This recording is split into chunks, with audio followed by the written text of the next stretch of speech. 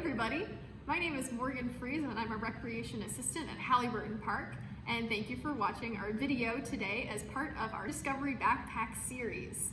So you can sign out a backpack full of outdoor adventure equipment like nets and field guides for exploring the outdoors from our nature center. And we've got some activities that go along with our backpack, and today I will be talking to you about how you can learn about mammals out in the wild by being a nature detective, and we've got a fun craft and activity to go along with it. To learn more about mammal tracks and how we can find out more about mammals from the tracks they leave behind, we are going to be making at-home, do-it-yourself sidewalk chalk paint that is fully washable. So it'll wash away the next time that there's a thunderstorm or that you get out your hose. And it just takes a couple of really simple ingredients. All you need is some cornstarch, some food coloring, and some water. So to make your DIY sidewalk chalk paint, you're going to measure out an amount of cornstarch, and we have 1/4 cup of cornstarch. Put it in your container. Then take your measuring cup and get the same amount of water that you just used of cornstarch. So 1 cup of cornstarch, 1 cup of water. Today it's 1/4 cup of cornstarch and 1/4 cup of water.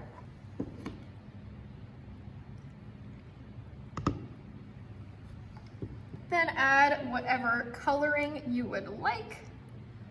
Regular food coloring you get at the grocery store works great. You might have to use a lot of it though. And finally, stir it all together. Cornstarch is going to get kind of goopy. That is okay. Just keep stirring. And then find yourself a sidewalk.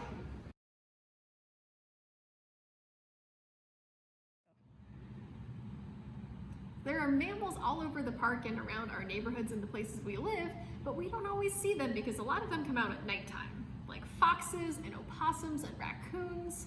They're all animals that travel through Halyburton Park, but they're not ones we see very often while we're here. They do, though, leave behind tracks, scat, and signs. Repeat it back: tracks, scat, and signs.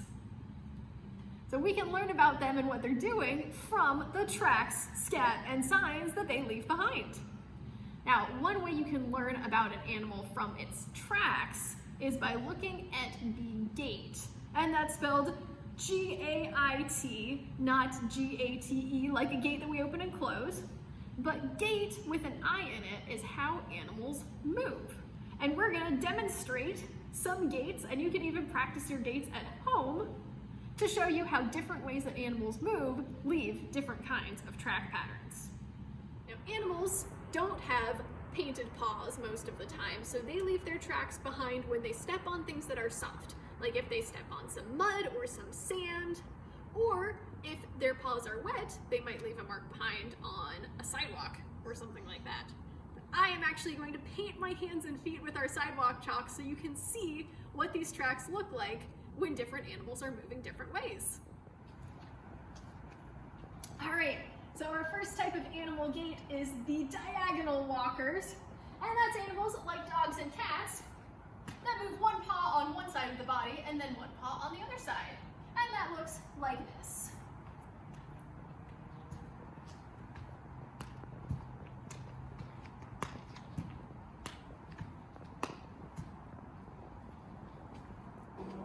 All right, next up are the pacers.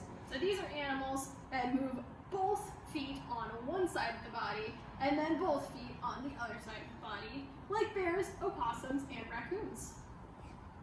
So that looks like this.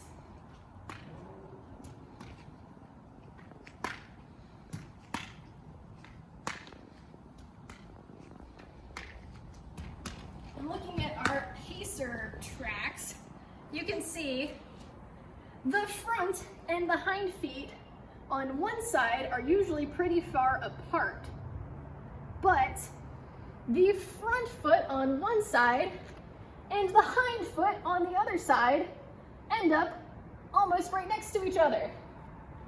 And you can see that a little better over here. We've got some toes here and some fingers here. We've got the front and the hind next to each other. And our last type of animal movement, our last gait for today are, this one is kind of a 2-for-1. It's the bounders and the gallopers. And I can't actually gallop. My body is not the right shape for galloping, but I can bound. And these two are both when animals move both of the front feet at the same time and both of the back feet at the same time. And here is what that looks like.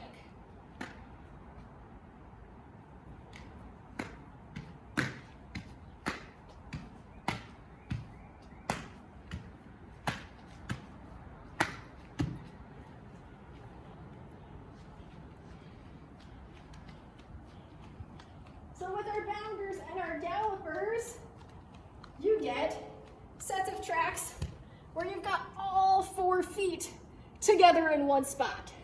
And then another spot where you've got all 4 feet together in one spot.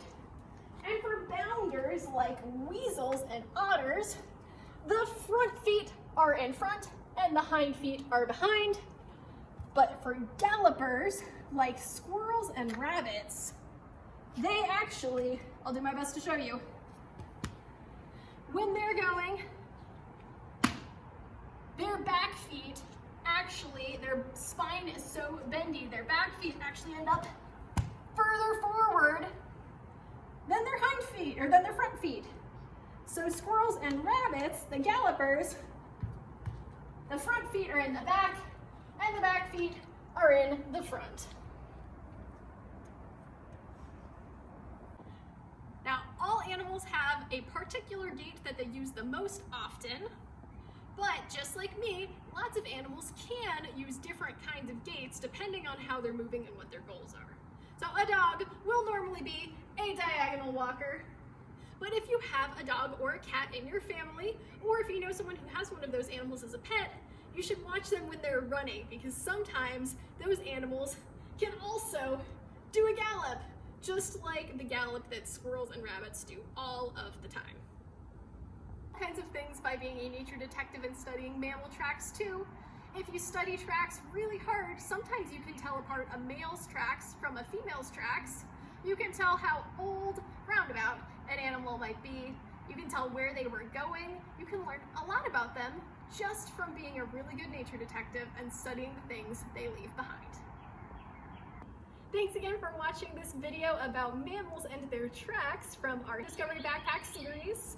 If you really like doing the sidewalk chalk art, you might enjoy our nature art and journaling video about how to make your own nature journal for keeping your nature art in one place. And if you really like thinking about finding out what animals are doing out in the wild, we've also got a video on how to watch and identify birds. And my favorite other nature detective video in the series is our pond study video, where we teach you how to explore the mysteries of pond life. What kinds of bugs live there? What kinds of fish live there? It's a really cool thing to discover. Thanks again for watching, and enjoy our Discovery Backpacks here at Halyburton Park.